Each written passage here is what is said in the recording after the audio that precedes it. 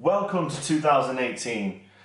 Okay, you have been in it for a couple of days. Welcome back to the channel. I haven't uploaded since the 10,000 calorie challenge, which was a few weeks ago now. If you haven't seen it, I'll put a link at the top, but it was probably my best video. You definitely should go and check it out if you already haven't. I had a lot of fun making it. We raised some money for Crohn's Colitis UK, and that's what this channel is about, spreading awareness.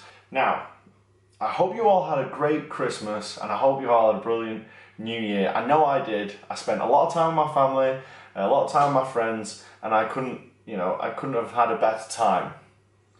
Well, I could have had a better time because unfortunately I kind of had the flu, which I did mention in the 10,000 calorie challenge video, and it kind of got worse. I tried to take some time off from training, got back in training, and going into the gym, I was like, yes, I can get back into this now. I pushed myself, and the next day I was awful. I had time off work. I'm dying. So unfortunately I was ill for the Christmas period. I also pulled a muscle in my neck, and that was from drying my hair.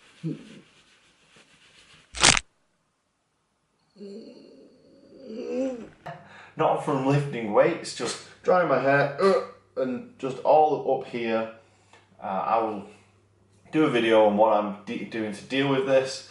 So my lifting fell off because I wasn't able to go in and give 100%. Obviously I had an injury. I took some paracetamol and codeine. Now if you have Crohn's or colitis or anything like that, always ask your doctor before you take any pain medication. Now I know that people with Crohn's and colitis should not take ibuprofen.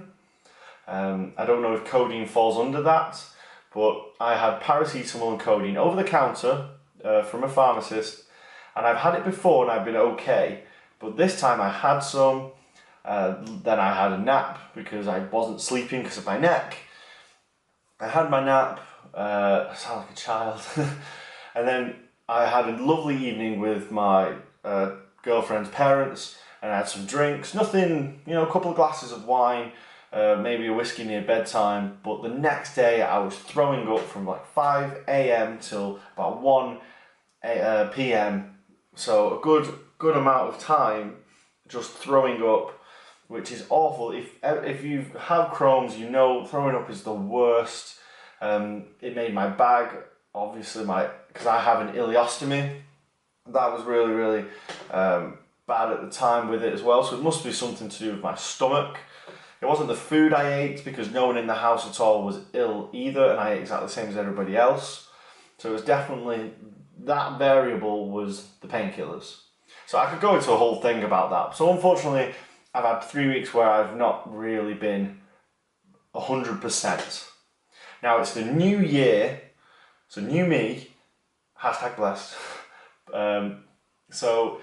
I just want to say, if you have a New Year's resolution and you are here for your New Year's resolution, you have reached out, you think, I want to make a change, I want to do something different, I applaud that. I'm not one of those people who think, oh, the New Year's resolution people, they're all a waste of time, I hate them taking up time in the gym. I don't think that, because some of those people will succeed.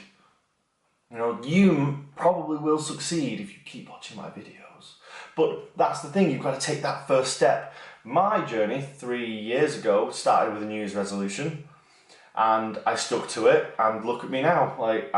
I'm healthier than I've ever been, even though I just explained how I'm really not well. But I am healthier than I've ever been, and I feel better than I've ever felt. So, that started the ball rolling, New Year's resolution. So why not embrace it? Why not be happy that other people are trying to do something positive? Positive change is good, obviously. And why should we belittle people for trying to improve their own lives? So I just wanted to say that. Now moving on to the topic of this video, I have decided to do a 4-week mini cut. So a 4-week diet period, because I put on about 6 to 8 pounds over the Christmas period. Now I say 6 to 8, and why it isn't an exact number is because I can't really remember if I was 13 stone on the dot or about 13 stone 2 when I started to get unwell, when I was lifting and I wasn't very well. I believe it's around that number, and I want to get back to that number weight. So I want to be about 13 stone, and right now I'm sitting at 13 stone 8, which isn't ideal because I haven't trained properly in that time, so that's definitely not muscle mass. I've been drinking and I've been eating a lot of festive food because I wasn't going to punish myself over the Christmas period just because I couldn't work out. I weren't going to eat less and not have fun with my friends and eat chocolate and drink. I wanted to have a good time, so I did. Now, what I'm going to do to combat that is this 4-week mini cut. It wasn't what I wanted to do. I wanted to start my peaking program for my strength, but I'm on my own schedule. I don't have a competition. This is my life, and I feel like this is the healthiest thing for me to do right now. So, what is a mini cut? Like, why am I using that term? Well, in the bodybuilding industry, cutting is the dieting phase of a bodybuilder. They spend a certain amount of months, maybe 6 to 8 months, where they bulk up, they put on size, and they put on muscle.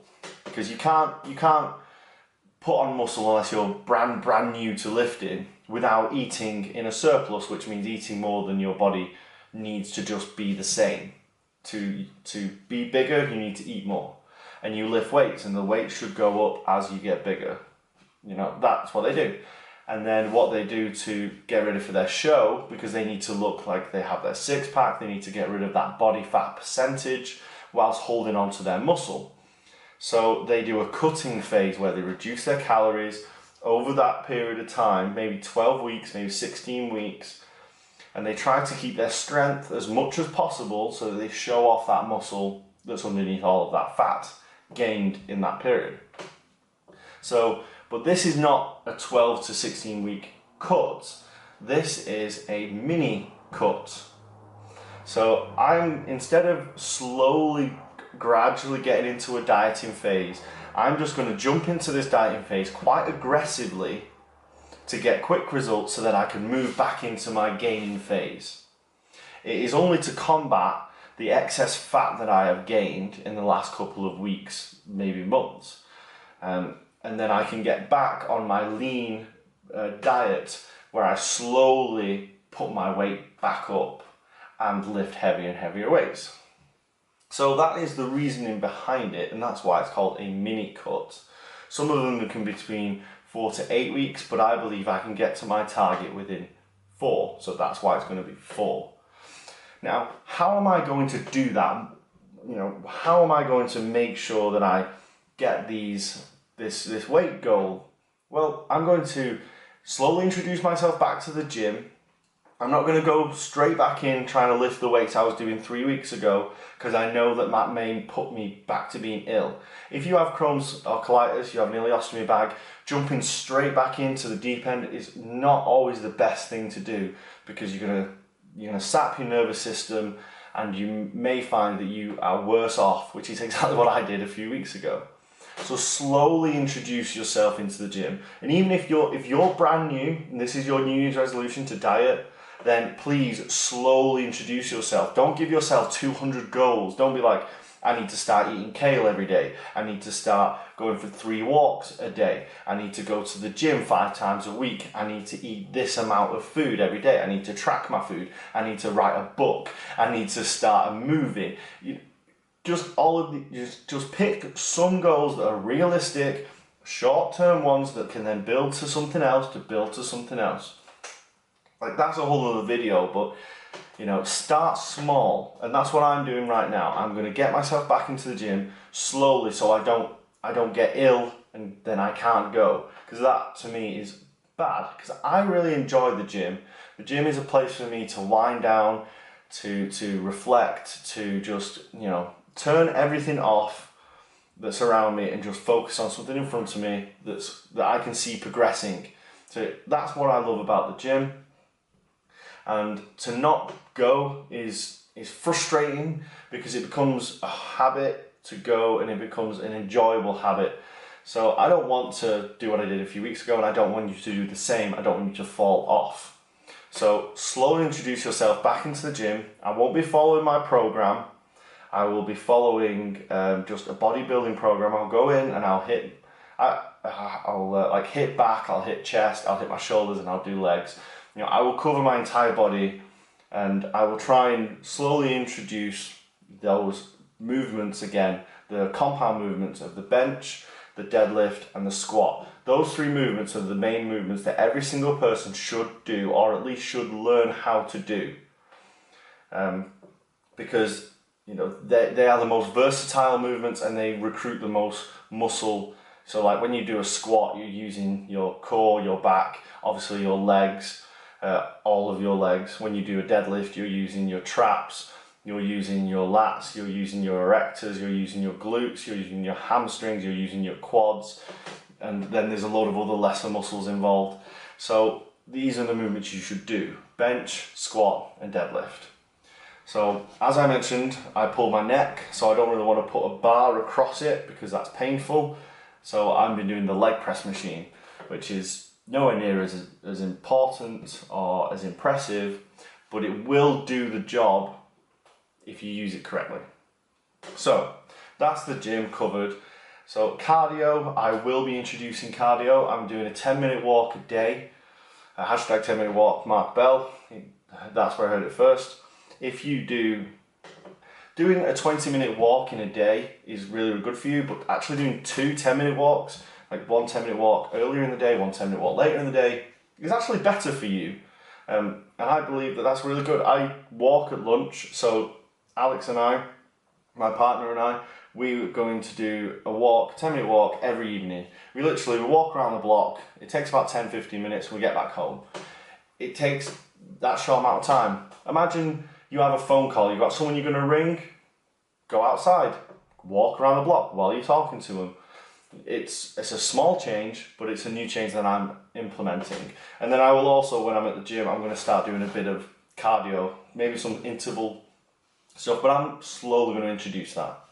Now, food. The big thing that everyone cares about is food and what they should eat, what they shouldn't eat. Now, I'd rather cover this in a whole other video because this has already gone on for long enough, and thank you for sticking with me. But the food part of this I will cover completely in another video. But to break it down, I will be eating 500 calories less of my maintenance calories. Now, what is maintenance calories? What is calories? Calorie is the energy that is found in food, and your maintenance calories is what you can eat in a day. And if you didn't move, you didn't go anywhere, or you just acted your normal day, you just did a normal day and you just ate this amount, your body would not change in weight at all. That is your maintenance because you maintain. You can find that out with calculators that are online. I'll link one below in the description, so check that out if you care. So what that will do is that will give you a baseline. It might not be accurate. You might find that you're a little bit more active and you might need more food. What you should do is use that as a base, start doing it. So start eating, let's say mine's 2,500 calories. I'm going to start to eat that amount of food. I'll use MyFitnessPal, which is a brilliant app where you scan all your food and it will tell you the calories in. You calculate it, you put everything that you eat in a day. You weigh yourself every single day in the morning after you've emptied your bag or after you've been to the toilet, because the weight isn't true unless you've had a poo. Hashtag Lex Griffin. So yes, you weigh yourself every day in the morning and then you eat the same amount of food. And if your weight stays the same, that's your maintenance calories. I give yourself a week period to do that, weighing yourself every single day, eating the same amount of food, and if your weight doesn't change, that's your maintenance calories. If you want to gain weight, add calories to it. If you want to lose weight, you deduct calories from it. So I know mine, which is 2,500 calories, throwing a lot of numbers out there, but 2,500 calories is my maintenance. If I eat that on a day today, I don't put on or lose weight. If I have 2,000 calories, I will definitely lose weight. So that's what I'm going to do. I'm deducting 500 calories. Like I said, this is aggressive diet for a short amount of time. I'm not trying to get a six-pack here. I'm not trying to like completely, I've got a goal of 8 pounds and I believe I'm going to hit that with 500 calories less. So that is the overall update of what I'm doing and why I'm doing this. I hope you like this video. If you learned something, please like the video. If you're new to the channel, please subscribe. This little mini series will run for 4 weeks. I will do an update. I'll try and do an update every single week.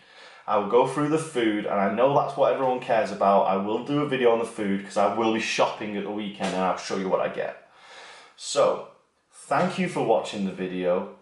I hope to see you in the next one, and happy 2018 everybody.